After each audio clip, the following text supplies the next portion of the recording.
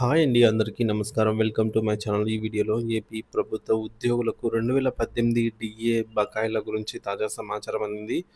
మరి పూర్తి వివరాలేంటో వీడియోలో తెలుసుకుందాము. వీడియో ఎక్కడే గానీ స్కిప్ చేయకుండా ఎండ్ వరకు చూసేయండి. అప్పుడే ఇన్ఫర్మేషన్ పూర్తిగా అర్థమవుతుంది.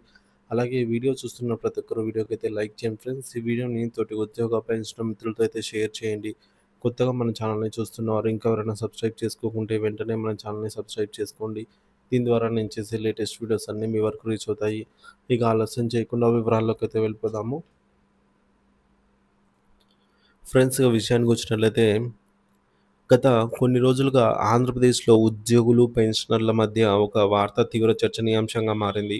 2018 నాటి డీఏ బకాయిలు దాదాపుగా 7 ఏళ్ల పెండింగ్‌లో ఉన్నవి విడుదలయ్యాయని అనేక ఛానళ్లలో అలాగే ప్రముఖ వార్తాపత్రికల్లో వచ్చిన వార్తలు గందరగోళానికి దారితీశాయి. ఇది నిజమా? కాదా? అని అనేక మంది ఉద్యోగస్తులు, పెన్షనర్లు ఆరా తీస్తున్నారు. ఈ వీడియో ద్వారా డీఏ బకాయిల విడుదలకు సంబంధించిన పూర్తి వివరాలను, పూర్వపరాలను సంక్లిష్టంగా వివరించే ప్రయత్నం అయితే చేస్తాను. 2018 డీఏ బకాయిలు అసలు కథేమిటి? అంటే 2018 జూలై, 2019 జనవరి నుంచి మనకు డీఏలు ఇచ్చారు గానీ, బకాయిలు మాత్రం ఇవ్వలేదు. అనేక సార్లు ప్రభుత్వం దృష్టికి తీసుకెళ్లినా సరే, డిమాండ్ చేసినా ఫలితం లేకుండా పోయింది. అయితే 2024లోనే హైకోర్టు మరియు అసెంబ్లీ ఉద్యోగుల 2018 డీఏ బకాయిలు చెల్లించినట్టుగా సమాచారం అయితే అందింది. ఇక హైకోర్టు జోక్యం సిపిఎస్ సెక్రటేరియట్ ఉద్యోగులకు అనుకూలంగా తీర్పు. కొంతమంది సెక్రటేరియట్‌లో పనిచేస్తున్న సిపిఎస్ ఉద్యోగుల సంఘం నాయకులు 2018 డీఏ బకాయిలు ఇన్కమ్ టాక్స్ కట్టిన తర్వాత కూడా తమకు చెల్లించలేదని 2024లో హైకోర్టులో పిటిషన్ దాఖలు చేశారు. విచారణ అనంతరం హైకోర్టు సిపిఎస్ ఉద్యోగులకు అనుకూలంగా తీర్పిచ్చింది. బిల్ చేయబడిన బకాయిలను 4 వారాల్లోనూ, మిగిలిన బకాయిలను 8 వారాల్లోనూ చెల్లించాలని 2024 జూలైలోనే ఆదేశించింది. అయితే దాదాపు ఒక సంవత్సరం గడిచినా ప్రభుత్వం ఈ విషయంలో ఎలాంటి నిర్ణయం తీసుకోలేకపోయింది. దీంతో 2025 మేలో మళ్ళీ హైకోర్టులో కంటెంప్ట్ ఆఫ్ కోర్ట్ పిటిషన్ దాఖలు చేశారు. ఇప్పుడు గడువు తీరిపోయినా సంవత్సరం కాలం గడిచినా తమకు బకాయిలు చెల్లించలేదని పిటిషనర్లు హైకోర్టు దృష్టికైతే తీసుకెళ్లారు. సుప్రీంకోర్టు, హైకోర్టు తీర్పుల ప్రభావం ఎవరికి వర్తించాయి అనంటే, దీని ఫలితంగా 2025 సెప్టెంబర్ 8 అంటే సెప్టెంబర్ 8వ తేదీన సుప్రీంకోర్టు, హైకోర్టు ఇచ్చిన తీర్పుల మేరకు కొంతమంది ఉద్యోగస్తులకు డీఏ అరియర్స్ అయితే పడ్డాయి. అయితే ఈ బకాయిలు కేవలం ఆంధ్రప్రదేశ్ సెక్రటేరియట్‌లో పనిచేస్తున్న ఉద్యోగులకు మరియు అక్కడక్కడ రిటైర్ అయిన పెన్షనర్లకు మాత్రమే వర్తిస్తాయి. దాదాపు 40,000-60,000 వరకు ఈ బకాయిలు వారి ఖాతాల్లో జమ అయినట్టు తెలుస్తోంది.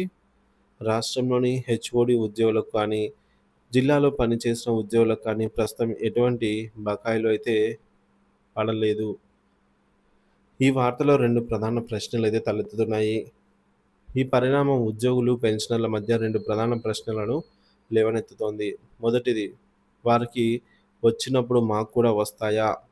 అంటే సెక్రటేరియట్ ఉద్యోగులకు బకాయిలు వచ్చినందున రాష్ట్రంలోని మిగిలిన ఉద్యోగులకు కూడా భవిష్యత్తులో ఈ బకాయిలు వస్తాయా అనే ఆశ రేకెత్తుతోంది. రెండవది, కోర్టుకు వెళ్ళిన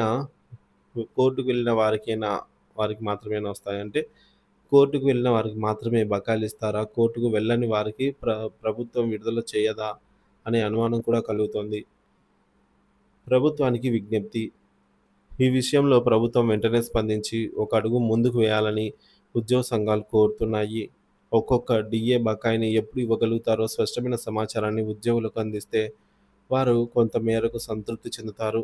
సెక్రటేరియట్ ఉద్యోగులకు డీఏ బకాయిలు వచ్చినందుకు అందరూ సంతోషమే వ్యక్తం చేస్తున్నారు. అదేవిధంగా పెన్షనర్లకు రావాల్సిన డీఆర్ బకాయిలు కూడా చెల్లించాలని డిమాండ్ చేస్తున్నారు. ఉద్యోగులకు డీఏ బకాయిలు సాధారణ జీపీఎఫ్ ఖాతాలో జమ అవుతాయి కాబట్టి ఈ బకాయిలు ప్రధానంగా సిపిఎస్ ఉద్యోగులు మరియు పెన్షనర్లకు మాత్రమే రావాల్సి ఉంటుంది. రాష్ట్రంలో ఎక్కడ పనిచేసినా అర్హత కలిగిన ప్రతి ఉద్యోగికి, పెన్షనర్కు ఈ డీఏ బకాయిలు రావాలని అందరూ కోరుకుంటున్నారు. ప్రభుత్వం ఉద్యోగులను కోర్టుకు వెళ్ళేలాగా ప్రేరేపించకుండా అందరికీ సమన్యాయం చేయాలనే ఆకాంక్షను రాష్ట్రంలోని ఉద్యోగ, ఉపాధ్యాయ, పెన్షనర్ల సంఘాలు వ్యక్తం చేస్తూ ఉన్నాయి. ప్రభుత్వం ఆ దిశలోనే పయనించాలని కూడా ఆశిస్తూ ఉన్నారు. ఫ్రెండ్స్, ఈ వీడియోని మీ స్నేహితులతో, తోటి ఉద్యోగ పెన్షన్ మిత్రులతో అయితే షేర్ చేయండి. సాధారణ కార్యాలయాల్లో ఉన్నవారికి ఇంకా బకాయిలైతే పడలేదన్నమాట.